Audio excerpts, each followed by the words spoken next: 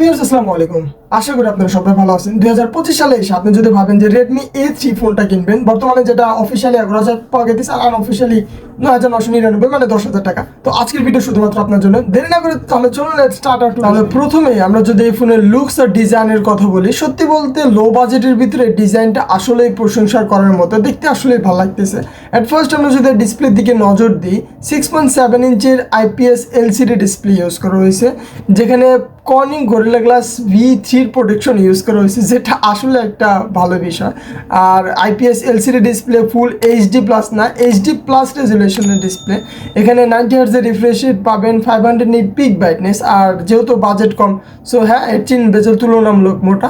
দেন যদি আমরা ক্যামেরার দিকে তাকাই, এখানে ডুয়াল ক্যামেরা সেটআপ ইউজ করা হয়েছে। Main camera 8 megapixel and 0.08 megapixel আছে অক্সিলারি লেন্স। তো মেইন ক্যামেরা থেকে আপনারা 1080p 30 বেশি শ্যুট করতে পারবেন। আর সেলফি ক্যামেরা হিসেবে দেওয়া হয়েছে 5 মেগাপিক্সেল, যেটা একদমই পার্সোনালি কম। আর প্রসেসর হিসেবে ইউজ করা হয়েছে MediaTek Helio G36 এর প্রসেসর, যেটা দিয়ে হ্যাঁ আপনি ফ্রি ফায়ার হয়তো স্মুথ সেটিংয়ে খেলা যায়। এর আগে আমি মিডিয়াটেকের এই প্রসেসর দিয়ে আমি গেম খেলছি বা এই টুকটাক খেলা যায়, একবারে যে বেশি ল্যাগ করে এরকম না, বাট হ্যাঁ টুকটাক খেলতে পারবেন। মাল্টিমিডিয়ার ক্ষেত্রে কোনো ইস্যু হবে না, একদম হ্যান্ডেল করতে পারবে। LPDDR4X এর র্যাম ইউজ করা হয়েছে। আর স্টোরেজটা হচ্ছে eMMC 5.1।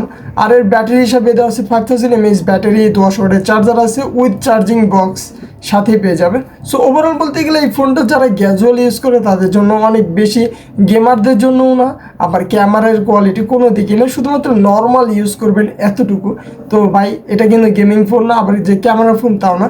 তো হ্যাঁ যারা রেগুলার ইউজ করতে পারেন তাদের জন্য এটা একদমই ঠিক বলা চলে।